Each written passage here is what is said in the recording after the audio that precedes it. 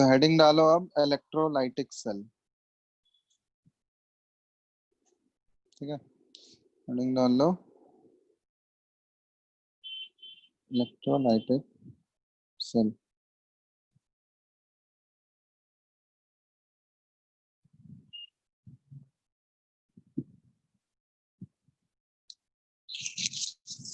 Electrolytic cell और galvanic cell में क्या डिफरेंस है बताओ तो।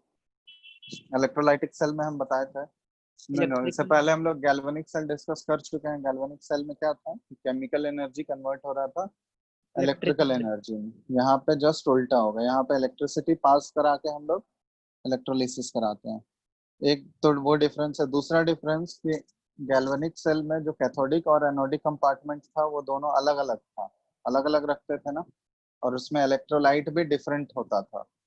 बट इलेक्ट्रोलाइटिक सेल में जो होता है कैथोड और एनोड सेम कंपार्टमेंट में रहेगा, मतलब सेम ही अपैरेटस रहता है, जिसको इलेक्ट्रोलाइटिक सेल बोला जाता है। और दोनों कैथोड और एनोड दोनों जो सेम ही इलेक्ट्रोलाइट शेयर करेंगे। जैसे इसको हम लोग रिप्रेजेंट अगर करें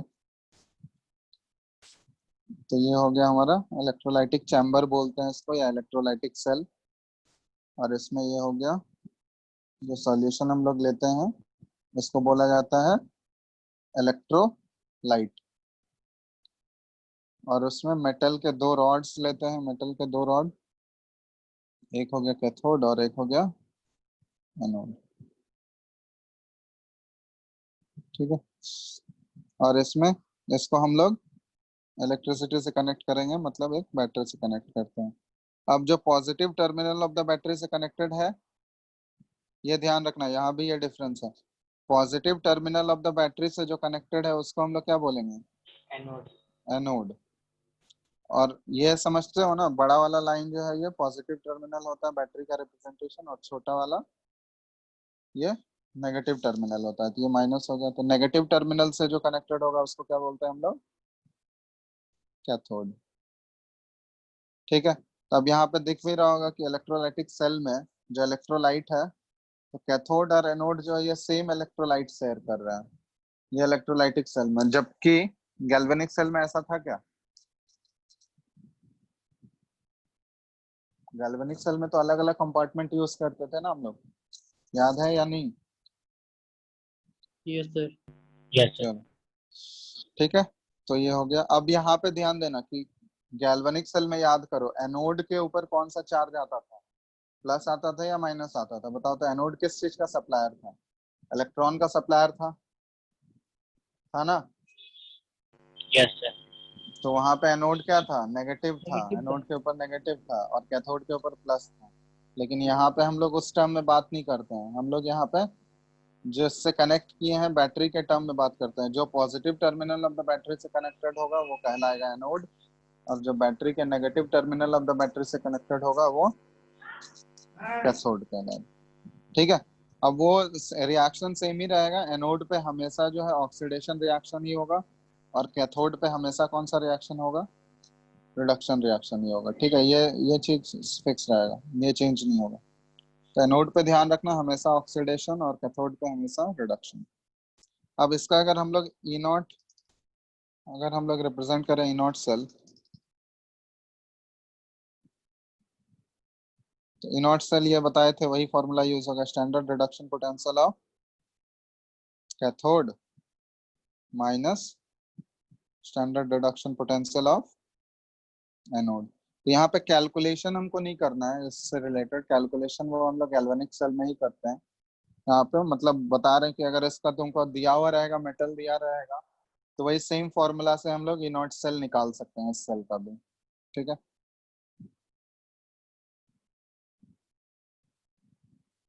अब इसको डिफाइन हम लोग ऐसे कर सकते हैं कि इलेक्ट्रोलिसिस को अगर डिफाइन करना हो तुमको, तो इसको ऐसे डेफिनेशन लिख लो, the process of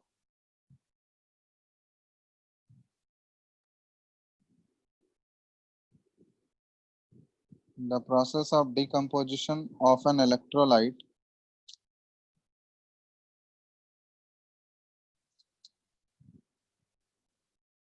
into its constituent elements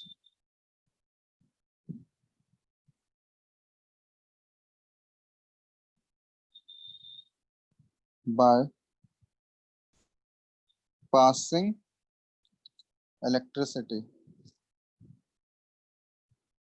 through aqueous molten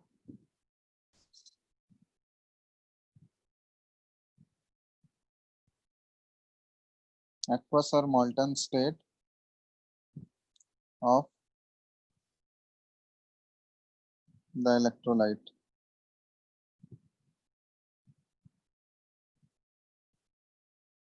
is known as electrolysis.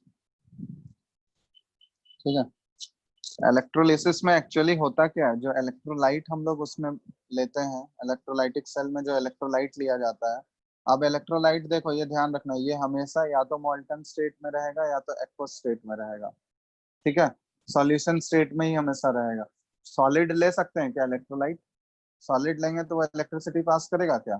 नहीं करेगा, क्योंकि कोई भी ये आयनिक कंपाउंड के प्रॉपर्टीज में पढ़े होंगे, आयनिक कंपाउंड जो है वो सॉल्यूशन स्टेट में या एक्वस स्टेट में रहेगा या फिर मोल्टन स्टेट में रहेगा। उन्हीं दोनों स्टेट में वो इलेक्ट्रिसिटी पास कर सकता है। सॉलिड स्टेट में इलेक्ट्रिसिटी पास नहीं कर सकता। ये रीजन तो पढ़े होंगे। सर फ्री इलेक्ट्रॉन्स के चलते हैं ना। हाँ, क्योंकि सॉलिड स्टेट में उसके पास फ्री आयंस नहीं होते हैं, मतलब आयनिक कंपाउंड के पास इलेक्ट्रॉन्स तो नहीं रहेंगे, उसमें आयंस रहेंगे। ठीक है, तो सॉलिड स्टेट में उसके आयंस जो है वो बॉन्डिंग से बंधे हुए हैं। ठीक है, उसके बीच में मेटालिक बॉन्डिंग होता है या आयनिक बॉन्ड प्रेजेंट होता है। तो जब तक वो बॉन्ड ब्रेक नहीं होगा तब तक उसके फ्री आयंस नहीं होगा। तो इसलिए वो सॉलिड स्टेट में जो है वो फ्री आयंस उसके अवेलेबल नहीं होते हैं, इसलिए वो इलेक्ट्रिसिटी पास नहीं करता या कंडक्ट नहीं करेगा। तो इसलिए जो भी इलेक्ट्रोलाइट लेना है यहाँ पे वो या तो एक्वस स्टेट में होना चाहिए, एक्वस स्टेट मतलब वाटर के साथ सॉल्यूशन बनाया हुआ, या फिर मोल्टन स्टेट में। ठीक है, या फिर सॉल्यूशन फेज में भी हो सकता है, वाटर के जगह कोई दूसरा सॉल्वेंट भी हो सकता है। ठीक है, तो इलेक्ट्रिसिटी पास करके उस इलेक्ट्रोलाइट का क्या किया जाता है, डिकम्पोजिशन कराया जाता है। डिकम्पोजिशन उसके कंस्टिट्यूएंट एलिमेंट में। ठीक है, कंस्टिट्यूएंट एलिमेंट वो डिकम्पोज होगा, उसी प्रोसेस को हम लोग बोलते हैं इलेक्ट्रोलाइसिस। तो यहाँ पे देखो, अगर वो ब्रेक हो रहा है, डिकम्पोजिशन हो रहा है, तो वहां पे ऑब्वियसली केमिकल रिएक्शन हो रहा होगा। ठीक है, डिकम्पोजिशन होने के बाद वो आइदर ऑक्सीडाइज होगा या फिर रिड्यूस होगा। समझ में आ रहा है ना? वो जो इलेक्ट्रोलाइट के कंस्टिट्यूएंट्स जो सेपरेट होंगे, सेपरेट होने के बाद वो या तो रिड्यूस होगा या तो ऑक्सीडाइज होगा। ठीक है, तो वहां पे एक केमिकल प्रोसेस होगा। अब उस केमिकल प्रोसेस को करवाने के लिए हमको क्या करना पड़ रहा है, इलेक्ट्रिकल एनर्जी प्रोवाइड करना पड़ रहा है। मतलब वो अपने आप प्रोसेस नहीं हो रहा है, जब तक हम लोग उसको इलेक्ट्रिसिटी पास नहीं करेंगे तब तक वो प्रोसेस अपने आप नहीं होगा। तो इसलिए यहाँ पे एक नॉन स्पॉन्टेनियस प्रोसेस को स्पॉन्टेनियस में बदला जाता है। कैसे? By passing electricity. ठीक है, और इसी प्रोसेस को हम लोग बोलते हैं इलेक्ट्रोलाइसिस।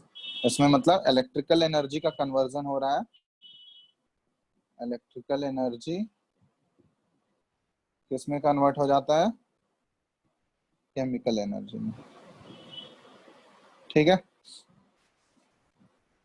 अब इसमें इलेक्ट्रोलाइसिस के प्रोडक्ट्स बहुत इंपॉर्टेंट है। ठीक है, तो इसमें देखते हैं। अब देखो, इलेक्ट्रोलाइसिस कराने के लिए जो डिवाइस हम लोग यूज करते हैं ना, उसको इलेक्ट्रोलाइटिक सेल बोला जाता है।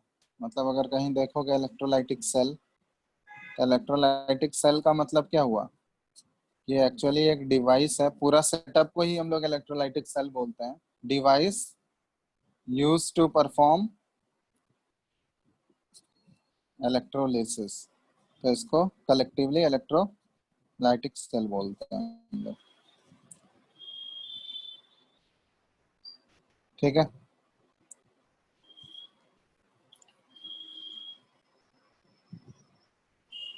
बोथ द, ये सब कुछ कुछ इंपॉर्टेंट पॉइंट्स हैं, ये लिख लेना। Both the electrodes share the same electrolyte,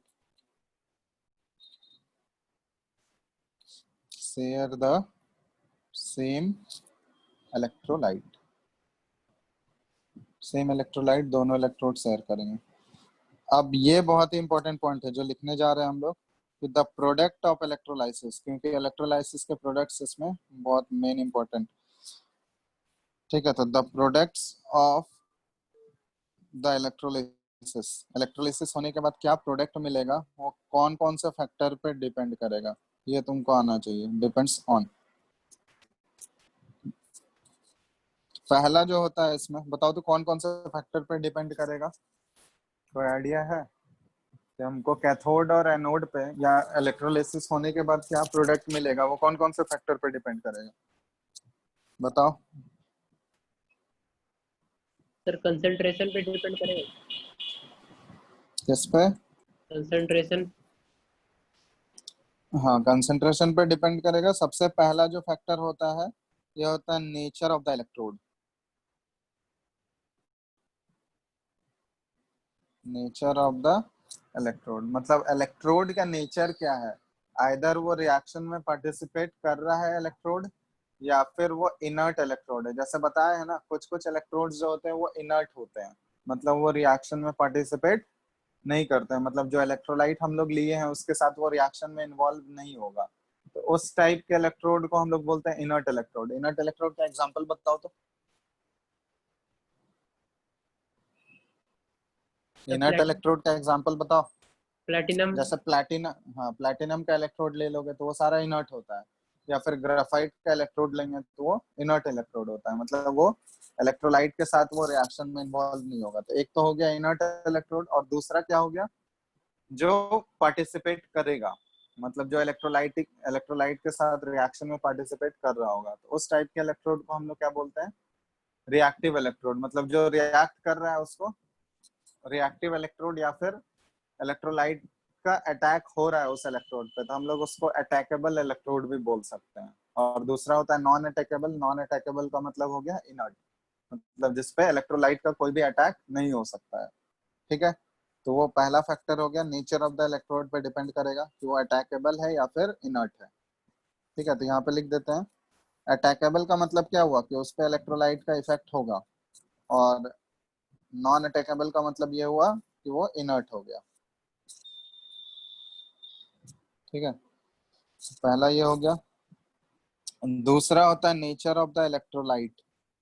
nature of the electrolyte ये भी मैटर करता है कि इलेक्ट्रोलाइट का नेचर क्या है, मतलब आइदर वो इलेक्ट्रोलाइट मॉल्टन स्टेट में है या फिर एक्वस स्टेट में है। इन दोनों केस में हम लोग देखेंगे प्रोडक्ट चेंज हो जाएगा। समझ में आया? मॉल्टन स्टेट में अगर रहेगा तो उसमें प्रोडक्ट डिफरेंट मिलेगा, एक्वस स्टेट में रहेगा तो प्रोडक्ट चेंज हो जाएगा। तो ये नेचर ऑफ द इलेक्ट्रोलाइट पे भी डिपेंड करेगा। तीसरा होता है कंसंट्रेशन ऑफ द इलेक्ट्रोलाइट। ये भी इंपॉर्टेंट है कि इलेक्ट्रोलाइट जो हम लोग लिए हैं उसका कंसंट्रेशन क्या है, क्योंकि कंसंट्रेशन अगर चेंज हो जाएगा, concentration of the electrolyte and it's physical state. ठीक है, फिजिकल स्टेट का मतलब वही हुआ कि वो मॉल्टन स्टेट है या फिर एक्वस स्टेट है, और उसका कंसंट्रेशन कितना है। कंसंट्रेशन अगर चेंज होगा तो हो सकता है उसका प्रोडक्ट भी डिफरेंट आए। और फोर्थ होता है charge density flowing through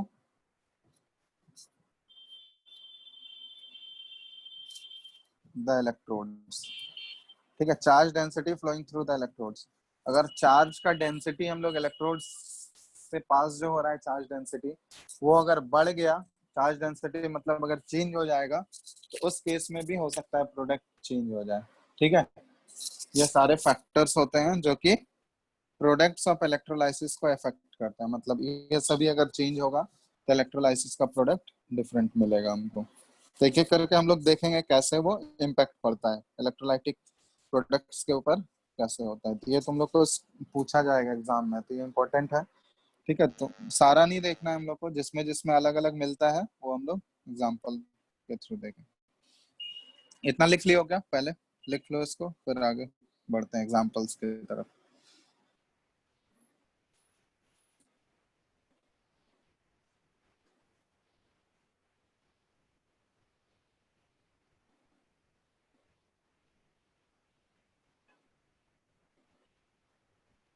NTA वाले से रिलेटेड कोई नोटिफिकेशन नहीं आया है? नहीं सर। हेलो, नहीं आया है सर। मतलब उसके बारे में कुछ भी नहीं दिया हुआ है? नहीं, ये सीबीएसई का है बस। अच्छा, तो स्कूल में भी तो तुम लोग का पढ़ाई हो ही गया होगा, यहाँ तक नहीं पहुंचा था अभी? हाँ सर, हो गया है। सही है, तब तो अच्छा खासा 30% के अराउंड सिलेबस रिड्यूस हुआ है ना। ठीक है, तुम लोग का हमको लगता है इसी इसी सिलेबस रिड्यूस्ड सिलेबस के बेसिस पे ही 2021 में भी एग्जाम होगा। मतलब ऑब्वियसली उसमें तो एक्स्ट्रा टाइम तो मिलेगा नहीं, ऑब्वियसली लॉस हुआ है तो दोनों में लॉस हुआ है ना, सर थोड़ी है सीबीएसई में ही सिर्फ लॉस हुआ है। 2021 का हो सकता है कि इसे रिड्यूस्ड सिलेबस पे ही एग्जाम हो, तो अच्छा ही है तुम लोगों के लिए। नहीं अगर होगा तो फिर अगले साल तो फिर काम आएगा। अगले साल अगर मान लो इन केस एग्जाम दे रहे हो तो फिर तो उस वक्त तो पूरा ही जरूरत पड़ेगा 22 में। सर इलेक्ट्रोलाइसिस का यूज कहाँ कहाँ होता है? कहाँ कहाँ होता है? तो मतलब इसमें लिखा है ना, इसमें डिफिनेशन में बोल रहा है कि टूटता है तो कुछ और होता है, इसमें बता रहा तो है केमिकल। यूज होता है इसमें, जैसे इलेक्ट्रोप्लेटिंग पढ़े होगे, गैल्वेनाइजेशन पढ़े होगे, या फिर किसी मेटल का प्यूरिफिकेशन करते हैं हम लोग, तो सारा तो एप्लीकेशन ही है ना इलेक्ट्रोलाइसिस का। पढ़े होगे ना वो सारा प्रोसेस, कि किसी भी मेटल को रिफाइन जो किया जाता है, रिफाइनिंग ऑफ मेटल, इम्प्योर से प्योर जो किया जाता है। तो सर लिखा है ना कि इलेक्ट्रिकल एनर्जी केमिकल में चेंज होता है। तो केमिकल प्रोसेस में ही चेंज हो रहा है ना। इलेक्ट्रोप्लेटिंग जो है वो क्या है, केमिकल प्रोसेस ही है। गैल्वेनाइजेशन क्या है, केमिकल प्रोसेस है। रिफाइनिंग क्या है मेटल का, केमिकल केमिकल। प्रोसेस है। तो इलेक्ट्रिसिटी पास करके ही तो किया जा रहा है। इलेक्ट्रिसिटी पास नहीं करेंगे तो वो अपने आप थोड़ी ना होगा प्रोसेस। इसलिए वहाँ इलेक्ट्रिकल एनर्जी सप्लाई करते हैं और वो उसको केमिकल एनर्जी में बदलता है, मतलब केमिकल प्रोसेस करवाता है।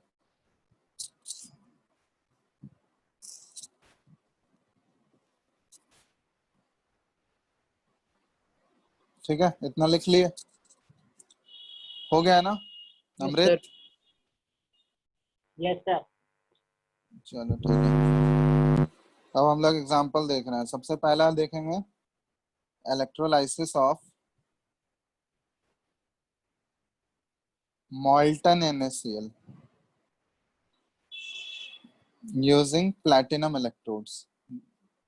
ठीक है, इसमें तुमको बताना है कि कैथोड और एनोड पे क्या प्रोडक्ट मिलेगा, हमको इलेक्ट्रोलाइसिस का प्रोडक्ट क्या मिलेगा। तब यहाँ पे देखना, molten NaCl का इलेक्ट्रोलाइसिस किया जाता है प्लैटिनम इलेक्ट्रोड पे। तो प्लैटिनम इलेक्ट्रोड किसका एग्जांपल है, एक इनर्ट इलेक्ट्रोड का है ना। प्लैटिनम क्या है, एक इनर्ट इलेक्ट्रोड है या नल इलेक्ट्रोड है। मतलब ये रिएक्शन में पार्टिसिपेट करेगा क्या, इन्वॉल्व होगा? बताओ। नहीं होगा। नहीं होगा।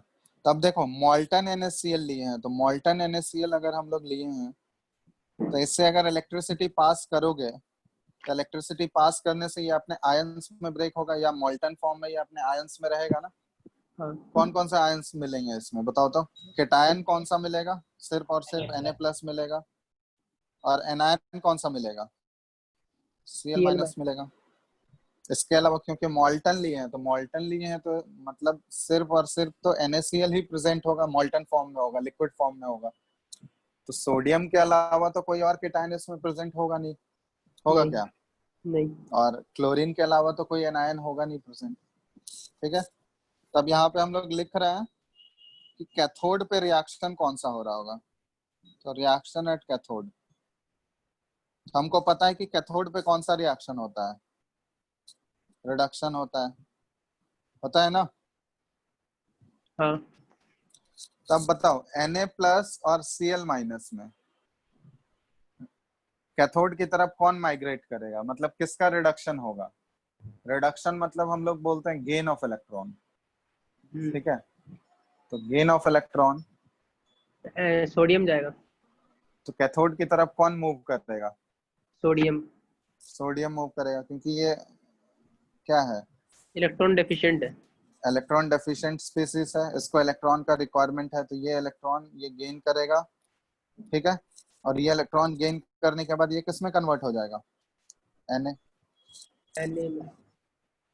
अपने एलिमेंट्स में ये रिड्यूस हो रहा है ना, देखो क्या था इलेक्ट्रोलाइसिस में क्या था, इलेक्ट्रिसिटी पास करने से इलेक्ट्रोलाइट का डिकम्पोजिशन होता है। डिकम्पोजिशन किस में होता है, उसके कंस्टिट्यूएंट एलिमेंट में। तो इसका कंस्टिट्यूएंट एलिमेंट जैसे मान लो ये सोडियम और क्लोरीन से मिलकर बना हुआ है, तो सोडियम यहाँ तो आयनिक फॉर्म में है, ये केटायन है, तो केटायन का हमेशा रिडक्शन होना चाहिए, मतलब केटायन इलेक्ट्रॉन को गेन करेगा।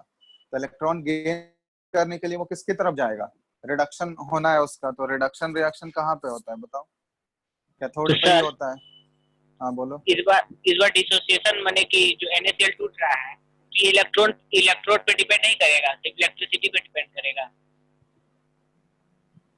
टूट रहा है मतलब, टूट रहा है तो वो तो पहले से Na प्लस आयंस प्रेजेंट होगा ना, हम लोग मॉल्टन स्टेट में लिए हैं उसको। तो मॉल्टन स्टेट में लिए हैं तो Na प्लस के आयंस तो पहले से प्रेजेंट हैं, और Cl माइनस के आयंस भी वहां पे पहले से हैं। हाँ, तो जैसे ही उसको इलेक्ट्रिसिटी से कनेक्ट करोगे, बैटरी से कनेक्ट किए, तो Na प्लस जो केटायन होगा वो किसकी तरफ माइग्रेट करना स्टार्ट कर देगा, कैथोड। कैथोड की तरफ। वो एक इलेक्ट्रॉन गेन करेगा, एक इलेक्ट्रॉन गेन करने के बाद सोडियम बनाएगा और Na में कन्वर्ट होगा। और हमको पता है कि ये अगर एक इलेक्ट्रॉन गेन कर रहा है तो ये वाला प्रोसेस क्या कहलाता है, गेन ऑफ रिडक्शन। इलेक्ट्रॉन को रिडक्शन बोलते हैं। और रिडक्शन वाला रिएक्शन कहाँ पे होना है, कैथोड पे कैथोड पे। होना है। तो ये कैथोड से सर सोडियम, इलेक्ट्रॉन लेगा ना? कैथोड से क्यों इलेक्ट्रॉन लेगा यार, यहाँ पे अभी ये अगर इलेक्ट्रॉन गेन कर रहा है तो इसको इलेक्ट्रॉन एक, जैसे इसको इलेक्ट्रॉन गेन करना है तो गेन ऑफ इलेक्ट्रॉन को रिडक्शन बोलते हैं। तो ऑब्वियसली हाँ एक स्पीसीज इलेक्ट्रॉन लूज भी तो कर रहा होगा ना, जिसका ऑक्सीडेशन होगा वो क्या करेगा, इलेक्ट्रॉन लूज करेगा। हाँ हाँ हाँ। तो ऑक्सीडेशन लूज यहाँ पे कौन कर रहा होगा, Cl minus. Cl minus lose करेगा। तो इलेक्ट्रॉन वही वाला इलेक्ट्रॉन तो ये वो गेन कर रहा है। समझ में आ रहा है ना, जैसे यहाँ पे हाँ, एनोड का लिखे, एनोड पे कौन सा रिएक्शन होगा बताओ तो, ऑक्सीडेशन। ऑक्सीडेशन। और ऑक्सीडेशन मतलब लॉस ऑफ इलेक्ट्रॉन। तो इलेक्ट्रॉन वही लूज करेगा जिसके पास इलेक्ट्रॉन एक्सेस में होगा। तो यहाँ पे इलेक्ट्रॉन किसके पास एक्सेस में है, Na प्लस या Cl minus, Cl minus. Cl minus के पास है। तो Cl माइनस क्या करेगा, एक इलेक्ट्रॉन लूज किया, माइनस एक इलेक्ट्रॉन, और ये कन्वर्ट होगा Cl में। लेकिन हमको पता है कि क्लोरीन जो है नेचुरल स्टेट में किस फॉर्म में रहता है, Cl2 गैस के फॉर्म में मिलता है ना। हाँ, तो ये गैस के फॉर्म में इवॉल्व होगा। तो अगर ये गैस के फॉर्म में इवॉल्व हो रहा है तो यहाँ पे हमको दो क्लोरीन लेना होगा। दो क्लोरीन जो है ये दो इलेक्ट्रॉन लूज करके Cl2 गैस बनाएगा। तो मतलब एनोड पे हमको Cl2 गैस इवॉल्व होगा, और इसको भी यहाँ पे 2 से मल्टीप्लाई कर दोगे, ठीक है, ताकि हम रिएक्शन जो नेट रिएक्शन लिखे उसमें इलेक्ट्रॉन कैंसिल आउट हो जाए। ठीक है, तो इसलिए हम लोग इसको, वहां पर भी 2 इलेक्ट्रॉन ऊपर छूट गया था। ठीक है, तो अब यहाँ पे नेट रिएक्शन अगर लिखोगे तो नेट रिएक्शन क्या आ जाएगा बताओ, 2Na plus, electron electron cancel out हो गया, और इधर हो गया 2Cl माइनस, और इधर आ गया 2Na सॉलिड और Cl2 गैस। तो मतलब अब तुमसे प्रोडक्ट पूछा जाए तो कैथोड पे कौन सा प्रोडक्ट हमको मिलेगा, सोडियम मेटल जो है वो कैथोड पे जाकर डिपॉजिट होगा। मतलब कैथोड पे ये वाला प्रोडक्ट मिल गया, Na सॉलिड के फॉर्म में डिपॉजिट हो रहा है। और एनोड पे हमको कौन सा प्रोडक्ट मिलेगा, एनोड पे कौन सा गैस, एनोड पे देखोगे क्लोरीन गैस का इवोल्यूशन हो रहा होगा, Cl2 गैस वहां पे इवॉल्व हो रहा होगा। ये एनोड पे प्रोडक्ट, ठीक है। तो यहाँ पे अभी हम लोग कौन सा केस देख रहे थे, मॉल्टन NaCl का इलेक्ट्रोलाइसिस करा रहे थे प्लैटिनम इलेक्ट्रोड यूज करके। तो इस केस में प्रोडक्ट क्या क्या आया ये ध्यान रखना, कैथोड पे प्रोडक्ट क्या आया बताओ, Na। सोडियम मेटल जाकर डिपॉजिट हुआ। और एनोड पे प्रोडक्ट क्या मिला हमको, क्या मिला एनोड पे, क्लोरीन। क्लोरीन मिला, Cl2 गैस इवॉल्व हुआ, ठीक है। अब इसी का अगर हम लोग चेंज कर देंगे कंडीशंस, तो यहाँ पे क्या हो जाएगा, इसके इलेक्ट्रोलाइसिस प्रोडक्ट भी चेंज हो जाएंगे। चल ठीक है, वो आगे देखेंगे कैसे चेंज करना है। चलो नेक्स्ट एग्जांपल इसमें बताना क्या क्या मिलेगा। प्लेटिनम का तो काम नहीं आया कुछ। काम कैसे नहीं आया, तो वो क्या इलेक्ट्रिसिटी काम? कंडक्ट तो कर ही रहा है ना। इलेक्ट्रोलाइट अच्छा, का काम क्या है, सॉरी इलेक्ट्रोड की तरह वो काम कर रहा है। तो इलेक्ट्रोड का काम क्या होता है, वो इलेक्ट्रिसिटी इलेक्ट्रिसिटी कंडक्टर। कंडक्ट कर रहा है, उसके थ्रू ही तो इलेक्ट्रिसिटी पास हो रहा है, अपने आप थोड़ी ना इलेक्ट्रोलाइट में आ जा रहा है। हाँ तो वो किसके थ्रू पास कर रहा है? वो मेटालिक रॉड के थ्रू ही तो पास होके जा रहा है ना इलेक्ट्रोलाइट में। वो पूरा सर्किट बना रहा है। अगर इलेक्ट्रोड रहेगा ही नहीं तो फिर क्या कोई इलेक्ट्रोलिसिस की बात करेंगे क्या हम लोग? नहीं। चलो इसमें बताना, नेक्स्ट एग्जांपल ले रहे हैं, इसमें बताना प्रोडक्ट क्या मिलेगा। इलेक्ट्रोलाइसिस ऑफ, इसमें लिख के बताओ ऐसे ही जैसे किए हैं हम लोग। Electrolysis of मॉल्टन PbBr2 lead bromide using PT electrodes. ठीक है, इसमें बताना क्या प्रोडक्ट मिलेगा।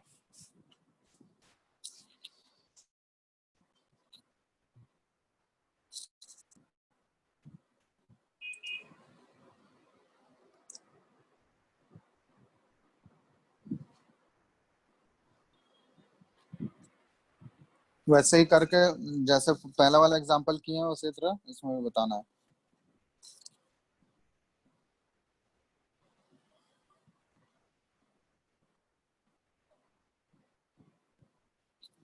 अब इसमें भी वैसे ही करोगे, रिएक्शन एट कैथोड। अब देखो PbBr2 में आयंस कौन कौन से प्रेजेंट होंगे? केटायन होगा Pb2+ और एनायन क्या होगा? Br-। ठीक है, रिडक्शन किसका होना है? केटायन का रिडक्शन होना है। तो रिडक्शन क्या करेगा? Pb2+ जो इसको 2 इलेक्ट्रॉन का रिक्वायरमेंट है तो 2 इलेक्ट्रॉन ये गेन करके Pb सॉलिड में चला गया। मतलब ये रिडक्शन रिएक्शन हो रहा होगा कैथोड पे। इसी तरह रिएक्शन एट एनोड क्या होगा? एनोड में ऑक्सीडेशन होना है तो ऑक्सीडेशन किसका होगा? ये Br- जो है, ये 2 Br, क्योंकि 2 इलेक्ट्रॉन का रिक्वायरमेंट है इसको, तो 2 Br 2 इलेक्ट्रॉन लूज करेगा और यहाँ पे Br2 के फॉर्म में ये इवॉल्व होगा। तब नेट रिएक्शन क्या आ जाएगा बताओ? Pb2+ और 2Br-, और ये इधर Pb सॉलिड और ये Br2। ठीक है, ये भी गैस के फॉर्म में ही तुम्हारा इवॉल्व होगा, वेपर के फॉर्म में।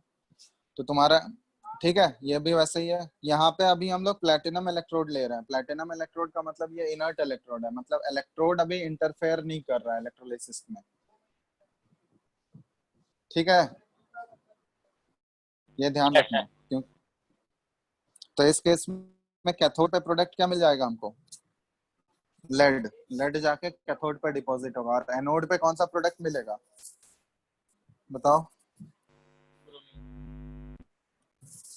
एनोड पे क्या मिल रहा है? किसका वेपर मिलेगा? ठीक है। हम्म, ब्रोमीन। हाँ, ब्रोमीन का। ब्रोमीन के वेपर्स इवॉल्व होंगे एनोड पे। ठीक है, हाँ। चलो अब इसमें एक इम्पोर्टेंट पॉइंट यहाँ ध्यान रखना, ये तुम लोग को याद रखना है, क्योंकि डेटा तो तुम लोग को याद करना नहीं है, तो ये याद रखना है, ये इम्पोर्टेंट है। केटायंस विथ रेस्पेक्ट टू विच, अभी तक हम लोग जितने भी केस कंसिडर किए थे उसमें इलेक्ट्रोलाइट मॉल्टन लिए हैं। ठीक है, अभी एक्वस अगर हम लोग चेंज करेंगे, एक्वस में इलेक्ट्रोलाइट अगर लेंगे तो उस केस में प्रोडक्ट देखना चेंज हो जाएगा। ठीक है, तो उस केस में ये इंपॉर्टेंट पॉइंट है, ये याद रखना है। ठीक है, तो ये लिख दे रहे हैं, cations with respect to which water is reduced are. कौन कौन से केटायन है जिसके रेस्पेक्ट में वाटर रिड्यूस होगा? तो ये सारे केटायंस हैं। कि अगर ये सारे केटायंस तुमको प्रेजेंट हैं, इन सबसे पहले, इनके रिडक्शन से पहले जो है वाटर रिड्यूस होगा। ठीक है, क्योंकि वाटर का रिडक्शन पोटेंशियल जो है इनके रिडक्शन पोटेंशियल से ज्यादा होता है। तो ये तुमको याद रखना होगा कौन कौन से केटायन है। तो मोस्टली ये सारे केटायंस हैं। ठीक है, मतलब अगर तुमको इलेक्ट्रोलाइट में मान लो वाटर अगर एक्वस स्टेट ले लें, तो एक्वस स्टेट में अगर देखोगे तो एक्वस, जैसे हम लोग एक्वस NaCl लेते हैं, तो एक्वस NaCl में देखोगे कि एक तो Na+ मिलेगा ही और Cl- मिलेगा ही। अब एक्वस लिए हैं तो वहाँ वाटर के भी आयंस प्रेजेंट होंगे, वाटर का H+ आयन प्रेजेंट होगा और वाटर का OH- प्रेजेंट होगा ना। ठीक है, तो अब यहाँ पे देखो केटायंस, दो दो केटायंस आ गए।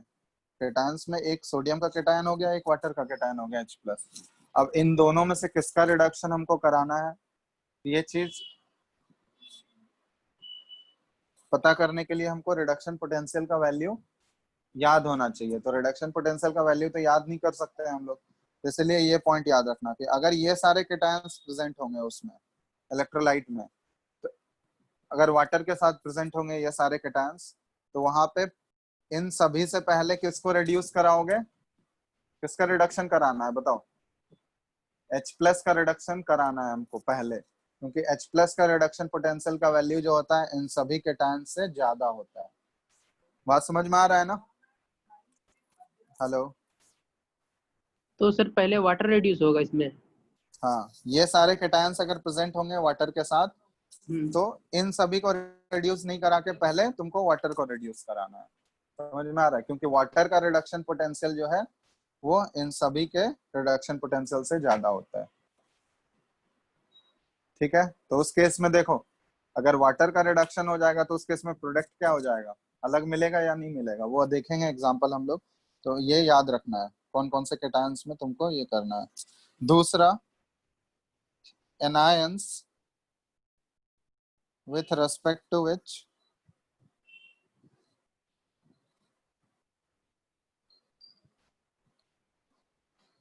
water is oxidized। ठीक है, जैसे यहाँ पे एनायंस का ऑक्सीडेशन हो रहा है, ऑक्सीडाइज हो रहा है एनायंस, तब अगर मान लो एक्वस कोई भी हम लोग एक्वस सॉल्ट ले लें, उसमें इलेक्ट्रोलाइट में एक्वस इलेक्ट्रोलाइट ले लें, तो वहां पे वाटर भी प्रेजेंट होगा, मतलब वाटर का भी एनायन प्रेजेंट होगा, OH- होगा। तो एनायन का ऑक्सीडेशन कराना है, तो वाटर का ऑक्सीडेशन पोटेंशियल जो है कुछ कुछ एनायन से ज्यादा होता है। तो कौन कौन से एनायंस होंगे जिसके रेस्पेक्ट में वाटर को तुमको पहले ऑक्सीडाइज कराना है? तो वो सारे एनायंस हैं, सल्फेट एनायन है SO4 2-, नाइट्रेट एनायन है NO3-1, या फिर फोस्फेट एनायन है PO4 3-, या कार्बोनेट एनायन है CO3 2-। तो ये सारे एनायंस अगर प्रेजेंट होंगे तुम्हारे सॉल्यूशन में, तो इन सभी एनायंस को ऑक्सीडाइज कराने से पहले तुमको किसका ऑक्सीडेशन कराना होगा, वाटर का कराना होगा, क्योंकि वाटर का ऑक्सीडेशन पोटेंशियल जो है इन सभी एनायंस से ग्रेटर है। तो वाटर का ऑक्सीडाइज होने का टेंडेंसी जो है इन सभी एनायंस से ज्यादा होता है, इसलिए पहले वाटर ऑक्सीडाइज होगा। ठीक है, तो ये याद रखना है, ये इंपॉर्टेंट है, ये 2 पॉइंट तुमको याद रखना है, क्योंकि इसी के बेसिस पे हम लोग प्रोडक्ट्स लिख पाएंगे। ये अगर याद नहीं रहेगा तो फिर प्रोडक्ट में गलती करोगे।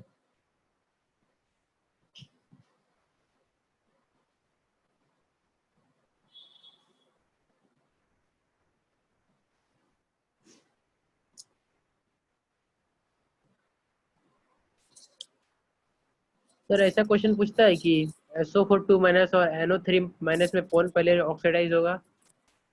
नहीं नहीं, वो दो, वहां पे ये दोनों एक साथ कैसे आ जाएगा? इलेक्ट्रोलाइट में तो कोई एक ही सॉल्ट होगा ना, तो सॉल्ट होगा तो या तो वो मॉल्टन फॉर्म में होगा या तो एक्वस फॉर्म में होगा। तो मॉल्टन फॉर्म में रहेगा तब तो कोई बात ही नहीं है, तब तो वहां पे दो आयंस के बीच में कंपटीशन नहीं है ना।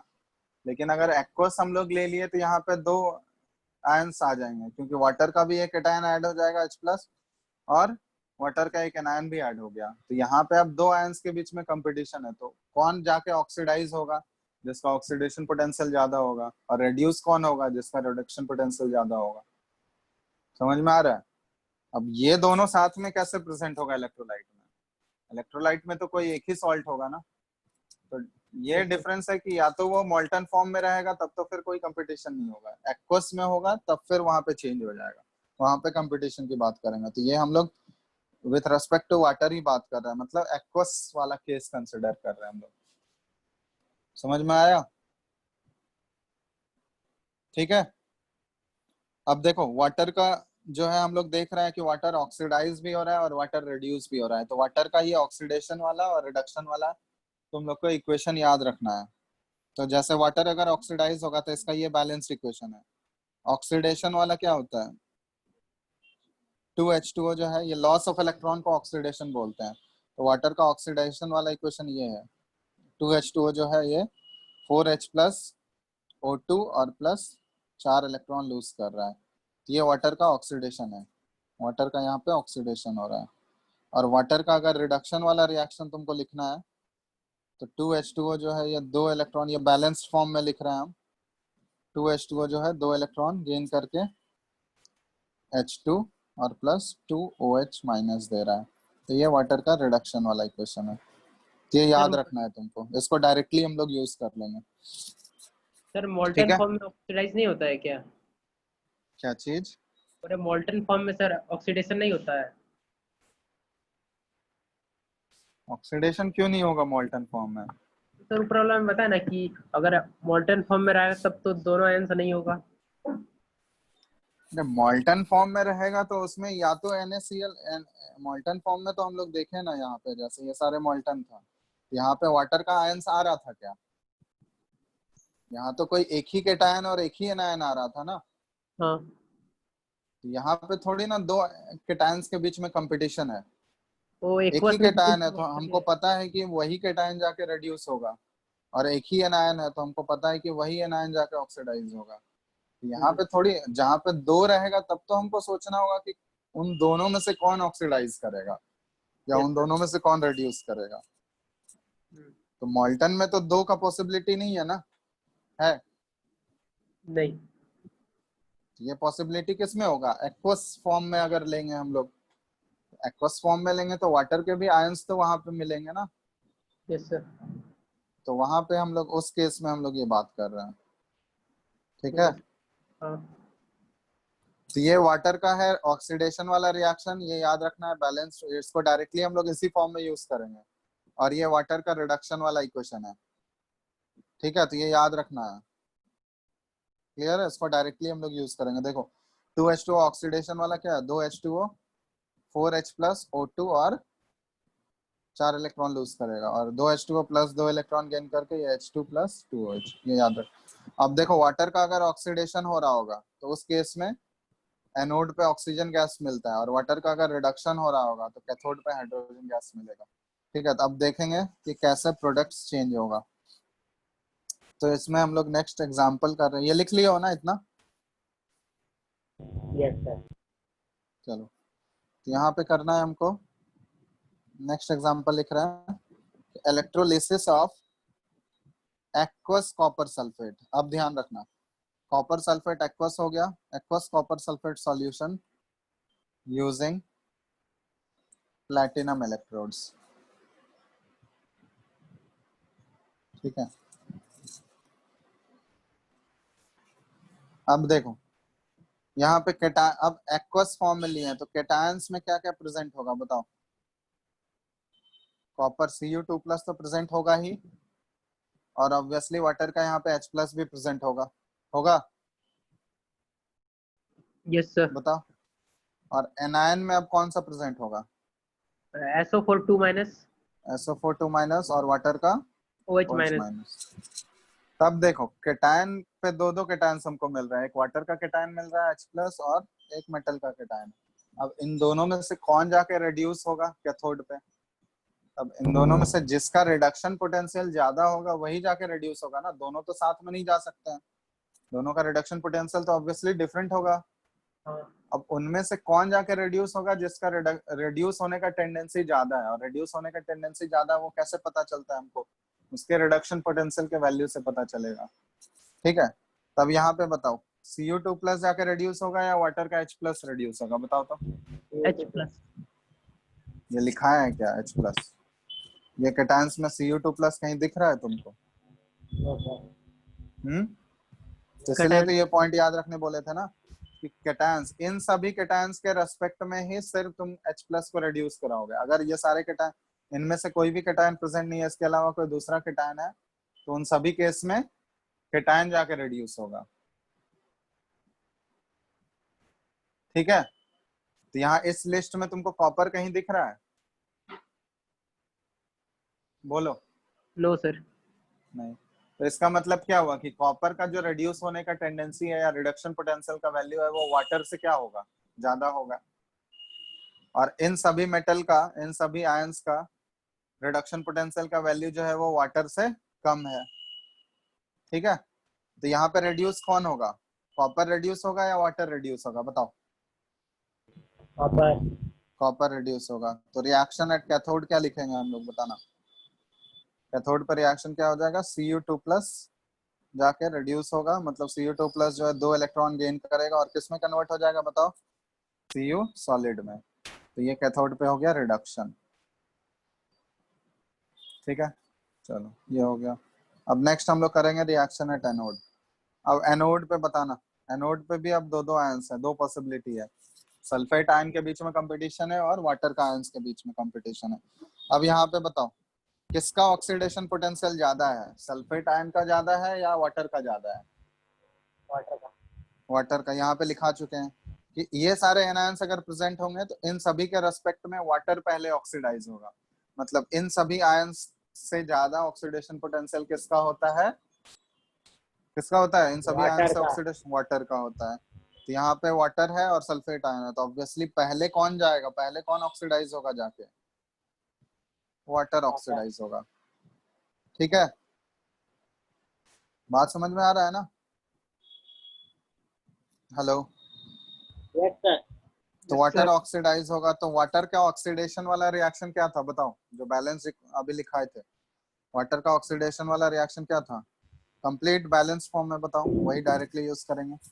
2H2O 2H2O 4H plus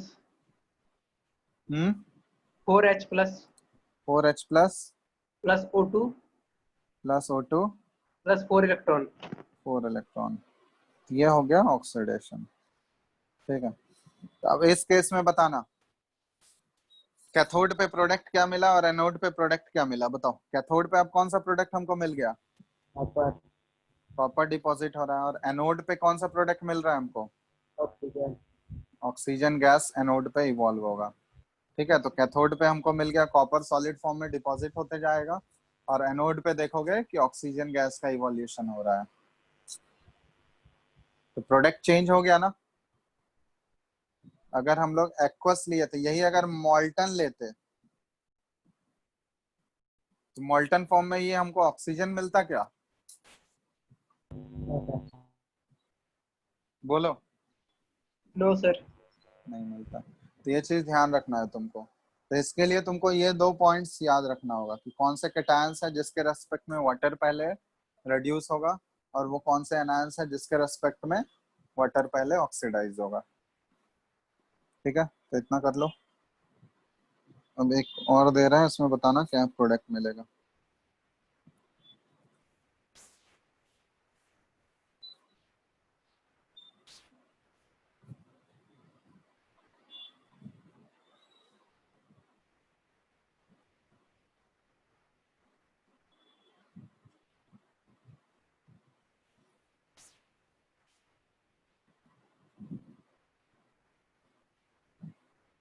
अब नेक्स्ट लिख रहा है इलेक्ट्रोलिसिस ऑफ CuSO4 यूजिंग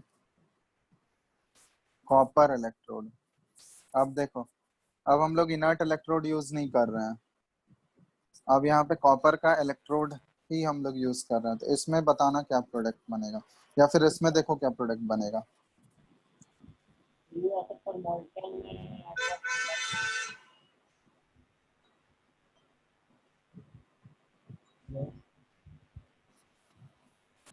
ठीक है, हेलो।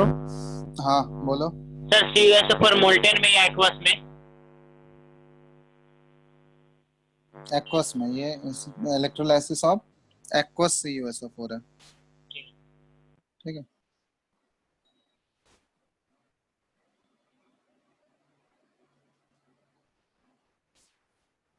ठीक है।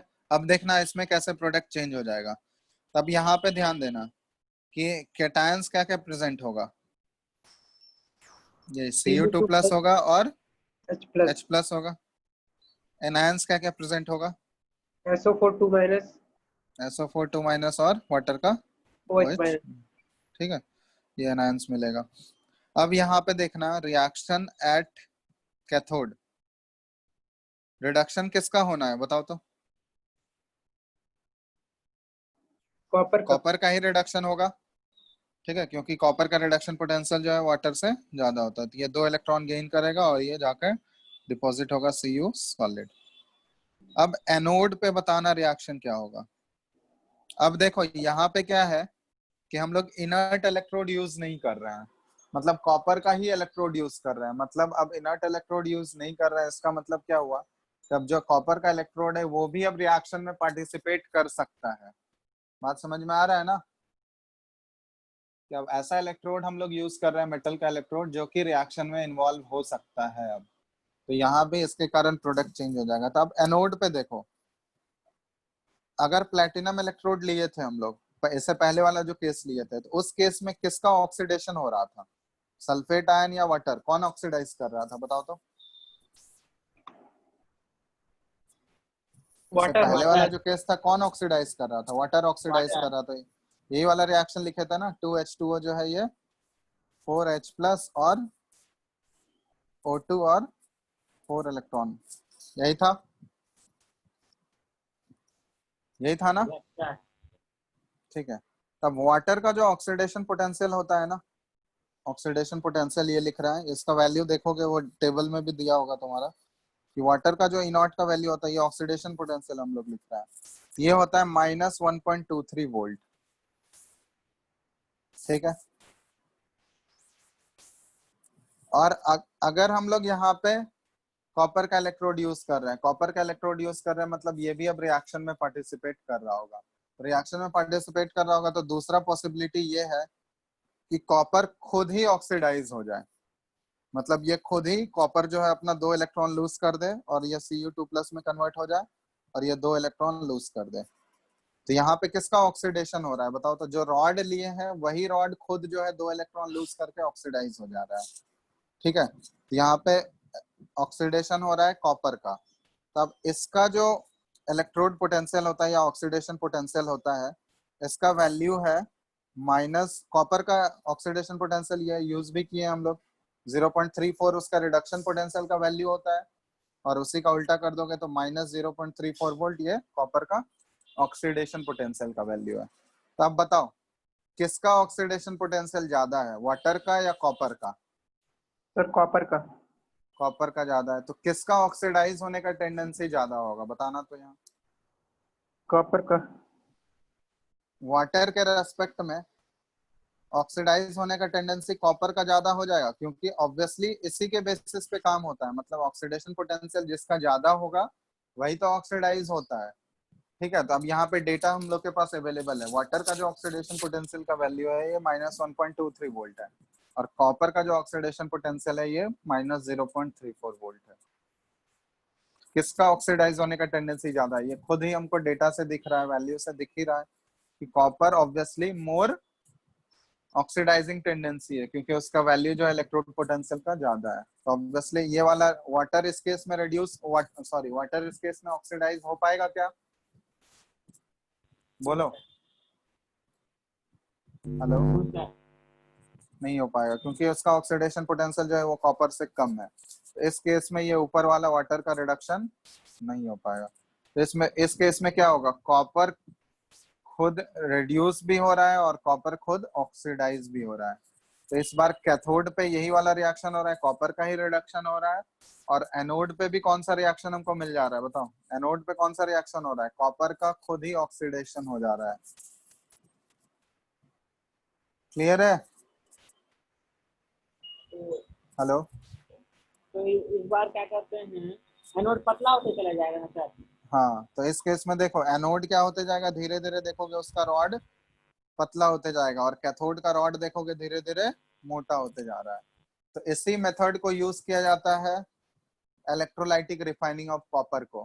कॉपर को अगर रिफाइन करना हो ना तो ये मेथड यूज किया जाता है। जैसे देखो यहाँ पे अगर इसका सेटअप हम लोग ड्रॉ कर रहे हैं, ये वाला रिएक्शन होगा एनोड पे, ये वाला रिएक्शन नहीं हो पाएगा। ठीक है, तो यहाँ पे देखो कैसे यूज करते हैं, ये इलेक्ट्रोलाइटिक सेल ले लिए, इसमें इलेक्ट्रोलाइट क्या ले रहे हैं हम लोग बताओ, कौन सा इलेक्ट्रोलाइट ले रहे हो बोलो। CuSO4। CuSO4 ले रहे हैं, और इधर हम लोग ले रहे हैं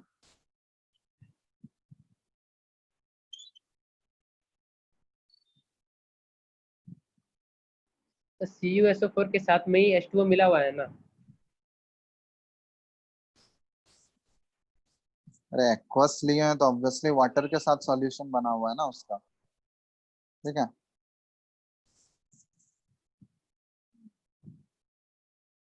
अब ये इलेक्ट्रोड जो हम लोग यूज किए हैं, ये किसका इलेक्ट्रोड यूज किए हैं?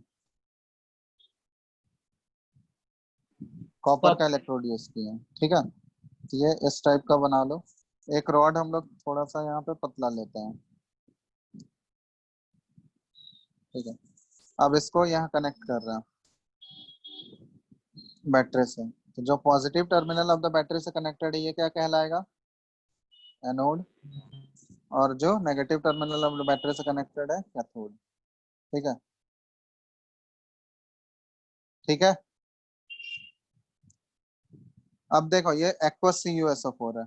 अब यहाँ पे ध्यान देना, ये जो हम लोग यूज कर रहे हैं, कैथोड में जो रॉड लोग है ना, कैथोड पे हमको पता है रिडक्शन हो रहा है, तो कैथोड में जो कॉपर का रॉड लिए हैं ये प्योर कॉपर का रॉड लेंगे हम लोग, प्योर Cu का। और एनोड में जो रॉड लोग है ना, ये इम्प्योर कॉपर का लेंगे, जिसको हमको प्योर सर करना है। फंस रहा था सर तभी से, अगर फिर से बताइएगा। कैथोड में जो रॉड ले रहे हैं हम लोग, कॉपर का ये रॉड जो लिए हैं ये प्योर कॉपर का रॉड है, एकदम प्योर कॉपर है। और एनोड में जो रॉड लिया है ना, जिसको प्यूरिफाई करना है हमको, जिसका रिफाइनिंग करना है, वो रॉड लेते हैं हम लोग इम्प्योर कॉपर का। ठीक है, अब इसका इलेक्ट्रोलाइसिस हम लोग कर रहे हैं एक्वस कॉपर सल्फेट के केस में। तब ये हम लोग रिएक्शन के थ्रू देख चुके हैं कि अगर ये वाला इलेक्ट्रोलाइसिस हो रहा होगा यहाँ पे, तो रिएक्शन एट कैथोड क्या होगा? कैथोड में क्या हो रहा होगा? Cu2+ जो है वो 2 इलेक्ट्रॉन गेन करके ये कैथोड पे जाके डिपॉजिट करते जा रहा होगा। और एनोड पे क्या रिएक्शन हो रहा होगा बताओ? एनोड पे क्या रिएक्शन हो रहा होगा बोलो? एनोड पे तो सर ऑक्सीडेशन। ऑक्सीडेशन हो रहा होगा। तो ये वाटर का तो ऑक्सीडेशन नहीं हो रहा होगा वहां पे। वाटर का ऑक्सीडेशन हो रहा होगा क्या? नहीं। नहीं। किसका ऑक्सीडेशन हो रहा है? कॉपर का खुद ऑक्सीडेशन हो रहा है। मतलब जो इम्प्योर यहाँ पे हम लोग कॉपर लिए हैं, उसमें से जो प्योर कॉपर के एटम्स होंगे, समझ में आ रहा है? इसमें बहुत सारे इम्प्योरिटीज होंगे, मतलब बहुत सारा मड होगा या बहुत सारा डिफरेंट एलिमेंट्स इसमें प्रेजेंट होगा। तो इसमें सिर्फ और सिर्फ कौन बाहर निकलेगा? जो एग्जैक्टली प्योर कॉपर के पार्टिकल्स होंगे या प्योर कॉपर के एटम्स होंगे, वही बाहर निकलेगा ना। वही 2 इलेक्ट्रॉन लूज करके किस में कन्वर्ट होते जाएगा? Cu2+ में कन्वर्ट होते जाएगा। समझ में आ रहा सर है? रुक जा रहा है। क्या रुक जा रहा है? तुम्हारा नेटवर्क में थोड़ा प्रॉब्लम होगा।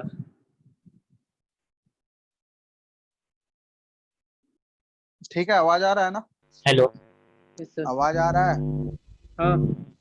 चलो यहाँ देखो क्या है। यहाँ से जो इम्प्योर रॉड जो है, इससे प्योर जो कॉपर के एटम्स हैं वो सारे Cu2+ के फॉर्म में बाहर निकलते जा रहे हैं। वो 2 इलेक्ट्रॉन लूज कर रहा है और 2 इलेक्ट्रॉन लूज करने से वो Cu2+ के फॉर्म में बाहर निकलते जा रहा है। ठीक है, तो ये प्योर Cu2+ जो है इससे तो बाहर निकल गया।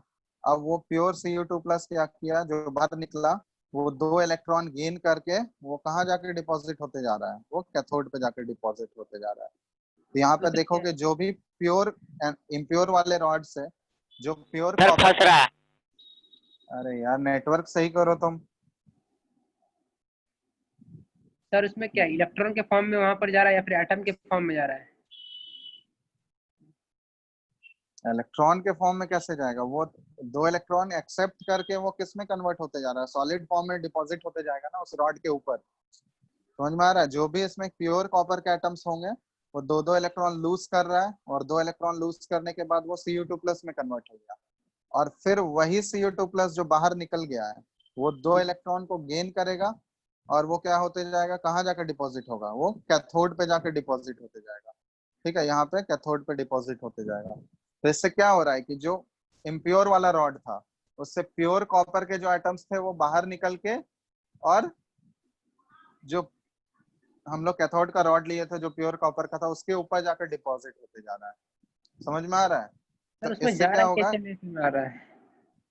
तो क्या पूरा क्या गल बोल रहे जाएगा रॉड तब ना उसके पास जाएगा?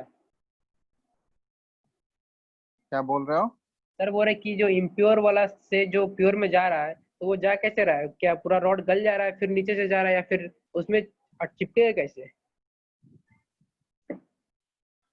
क्या चिपकेगा कैसे? तो सर इम्प्योर वाला रॉड हो रहा है ना, पतला हो रहा है धीरे धीरे। तो इम्प्योर वाले रॉड से जो प्योर कॉपर का पार्टिकल्स है वो निकलते जा रहा है ना बाहर। यहाँ पे देख ही तो रहे हैं रिएक्शन हम लोग। सॉल्यूशन में जा रहा है पहले। हाँ, वो सॉल्यूशन में निकल रहा है उससे बाहर। और निकल के वो किस फॉर्म में निकल रहा है? 2 इलेक्ट्रॉन लूज कर रहा है और Cu2+ बना रहा है। अब वो Cu2+ क्या कर रहा है? फिर से वही वाला इलेक्ट्रॉन को गेन करके, अब यही वाला अब गेन अगर करेगा तो ये गेन करने वाला रिएक्शन कहाँ पे होगा? वो तो एक्वस सॉल्यूशन में होगा। कैथोड पे हो रहा होगा ना ये गेन करने वाला रिएक्शन। हाँ, गेन करने वाले रिएक्शन को क्या बोलते हैं? रिडक्शन बोलते हैं। और रिडक्शन रिएक्शन कहाँ पे होता है? रिडक्शन रिएक्शन कैथोड पे। कैथोड पे होता है। ये Cu2+ जो है वही 2 इलेक्ट्रॉन को एक्सेप्ट करके वो डिपॉजिट कहाँ होते जाएगा? एनोड से निकला और वो डिपॉजिट कहाँ होते जा रहा है? कैथोड पे। कैथोड पे डिपॉजिट होते जाता है। तो जो भी इसमें प्योर कॉपर के पार्टिकल्स होंगे वो एनोड के रॉड से, इम्प्योर वाले रॉड से बाहर निकलते जाएगा, और वही प्योर कॉपर के पार्टिकल्स जो है वो कैथोड पे जाके 2 इलेक्ट्रॉन गेन करके वो कैथोड पे जाके डिपॉजिट होते जा रहा है। तो यहाँ से क्या हो जाएगा? जो भी प्योर पार्टिकल्स होंगे कॉपर के वो सारा डिपॉजिट हो जाएगा इस वाले रॉड पे, कैथोड वाले रॉड पे। तो ऑब्जर्वेशन क्या देखोगे? धीरे धीरे ये एनोड वाला रॉड क्या होते जाएगा? धीरे धीरे पतला होते जाएगा, और कैथोड वाला रॉड का थिकनेस धीरे धीरे क्या होते जाएगा? इंक्रीज होते जाएगा। और कुछ इम्प्योरिटी सेटल ठीक डाउन है। हो जाएगा ना सर? और जो इसमें इम्प्योरिटीज होगा, मान लो मड होगा या फिर कोई दूसरा मेटल इसके साथ मिक्स होगा, जैसे गोल्ड हो गया, सिल्वर हो गया, वो सारे मेटल इसके साथ अगर मिक्स होंगे तो वो सारे मेटल्स तो इलेक्ट्रॉन लूज नहीं कर रहा होगा। कर रहा होगा क्या? इलेक्ट्रॉन लूज सिर्फ और सिर्फ कौन कर रहा होगा? कॉपर ही कर रहा होगा। ठीक है। तो वो सारा मेटल देखोगे यहाँ पे धीरे धीरे इम्प्योरिटीज नीचे सेटल होते जाएगा। इसी को हम लोग एनोड मड बोलते हैं। ये जो इम्प्योरिटीज एनोड से निकला है, इम्प्योरिटीज कहाँ से निकला है? एनोड वाले रॉड से निकल रहा है ना, और वो नीचे जाके सेटल हो रहा है क्योंकि, ठीक है, ये इम्प्योरिटीज के फॉर्म में, इसीलिए इसको क्या बोला जाता है? एनोड मड बोला जाता है। तो एनोड मड में मेनली वही मेटल्स मिलेंगे तुमको। Anode mud is obtained by those metals whose reactivity is less than copper। ठीक है। तो एनोड मड में वही मेटल्स मिलेगा जिसका रिएक्टिविटी जो है वो कॉपर से कम है। ठीक है। ये हो गया। इस प्रोसेस के थ्रू हम लोग रिफाइनिंग भी कर सकते हैं कॉपर का। ये प्रोसेस यूज किया जाता है, दिस मेथड। ये एप्लीकेशन है इलेक्ट्रोलिसिस का। This method is used for electrolytic refining of copper. बात समझ में आ रहा है ना? और ये तुमको शो करना पड़ेगा रिएक्शंस के थ्रू। ये रिएक्शंस हो रहा होगा, कैथोड पे ये वाला रिएक्शन होगा और एनोड पे ये रिएक्शन होगा, रिफाइनिंग ऑफ कॉपर। ठीक है। ये और किसी पूरा हो मेटल गया। के लिए यूज नहीं किया जा अब यहाँ सकता देख है? क्या। सिर्फ हम्म। हेलो, क्या बोल रहे हो? हेलो हाँ बोलो।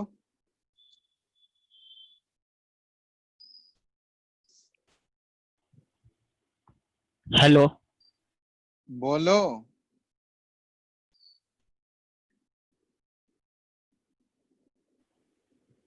हेलो। हेलो अरे पूछो, क्या पूछ रहे हो? आप पूछ रहे हैं कि सिर्फ कॉपर के लिए यूज करेंगे और किसी के लिए नहीं यूज कर सकते हैं? और भी कर सकते हैं, सिल्वर के लिए यूज कर सकते हैं, और भी दूसरे मेटल का प्यूरिफिकेशन, तो उसके लिए अलग सेटअप यूज करना पड़ेगा। जैसे सिल्वर का यूज करेंगे, सिल्वर को प्यूरिफाई करना है तो यहाँ पे हमको क्या लेना होगा? सिल्वर का सॉल्ट लेना होगा, और इलेक्ट्रोड भी किसका लेना होगा? हमको सिल्वर का इलेक्ट्रोड लेना होगा। बात समझ में आ रहा है? हम्म जिस मेटल का हमको हम्म रिफाइनिंग करना है उसके अकॉर्डिंग हमको इलेक्ट्रोड और इलेक्ट्रोलाइट क्या करना होगा? चेंज कर लेना होगा। हाँ तो और भी मेटल्स के लिए अप्लाई कर सकते हैं, उसके रेस्पेक्ट में उसके कोरस्पॉन्डिंग इलेक्ट्रोलाइट और इलेक्ट्रोड चेंज हो जाएगा। ठीक है। यहाँ पे देखो, इलेक्ट्रोड को चेंज कर दिया, नेचर ऑफ इलेक्ट्रोड अगर चेंज हो गया तो प्रोडक्ट भी क्या हो गया, इलेक्ट्रोलाइसिस का चेंज हो गया ना। यहाँ पे अगर हम लोग प्लैटिनम इलेक्ट्रोड यूज करते तो प्लैटिनम इलेक्ट्रोड यूज करने पे क्या हमको ये प्रोडक्ट मिलता, क्या कॉपर मिलता हमको। कॉपर का ऑक्सीडेशन होता क्या यहाँ पे, बताओ। अगर प्लैटिनम इलेक्ट्रोड यूज करते तो प्लैटिनम इलेक्ट्रोड यूज करते तो इलेक्ट्रोड वहां पे इंटरफेयर नहीं कर पा रहा था ना रिएक्शन में, क्योंकि नहीं, प्लैटिनम इलेक्ट्रोड किसका एग्जांपल था, एक इनर्ट इलेक्ट्रोड था। इनट का। तो वो वहां पे रिएक्शन में इंटरफेयर नहीं कर रहा था, इसलिए वहां पे प्रोडक्ट हमको अलग मिल रहा था। लेकिन यहाँ पे क्या है, ये कॉपर इलेक्ट्रोड है, रिएक्शन में ये इन्वॉल्व होगा। तो अगर ये इन्वॉल्व होगा तो इस केस में प्रोडक्ट भी क्या हो जाएगा, इलेक्ट्रोलिसिस का चेंज हो जाएगा। ठीक है, ये सारे एग्जांपल्स ध्यान रखना है, सबका प्रोडक्ट तुमसे पूछा जाएगा।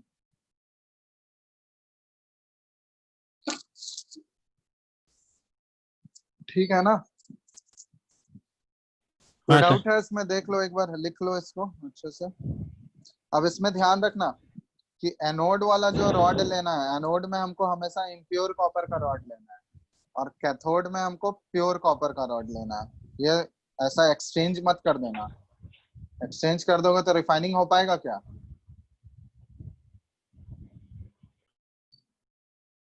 बोलो, नहीं होगा। तो इसलिए ये ध्यान रखना कि हमको इम्प्योर वाला रॉड कहाँ पे रखना है, हमेशा positive terminal of the battery से कनेक्ट करना है, मतलब उसको एनोड बनाना है। और प्योर वाला जो रॉड है उसको हमेशा कैथोड बनाना है हमको, क्योंकि उस पर रिडक्शन होगा और इम्प्योर वाले से ऑक्सीडेशन होगा। ठीक है, तो उल्टा कर दोगे तो फिर वो जो प्रोसेस हम लोग अचीव करना चाह रहे हैं, इलेक्ट्रोलाइटिक रिफाइनिंग, वो नहीं हो पाएगा।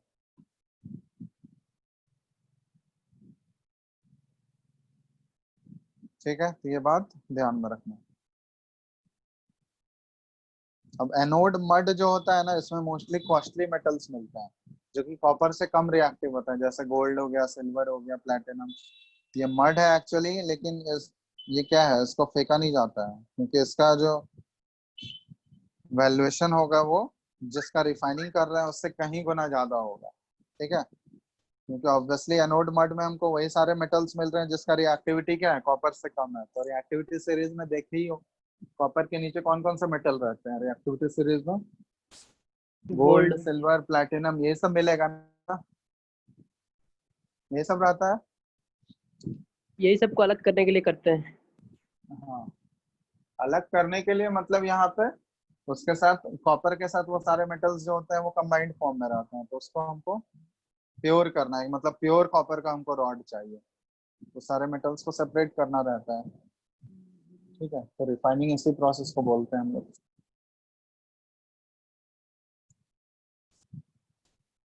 ठीक है, इतना क्लियर है सबको, कोई डाउट हाँ है सर। इसमें, देख लो, लिख लिया हो ना यहाँ तक। हाँ।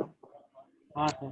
चलो फिर आज के लिए इतना ही रहने देते हैं, आगे नेक्स्ट क्लास में हम लोग फैराडेज लॉ सब डिस्कस करेंगे। ठीक है, तो इतना तुम लोग इससे रिलेटेड क्वेश्चंस कर लेना, बुकलेट सब क्वेश्चंस बनाना स्टार्ट करो, बुकलेट मिल गया है, क्वेश्चंस प्रैक्टिस करो।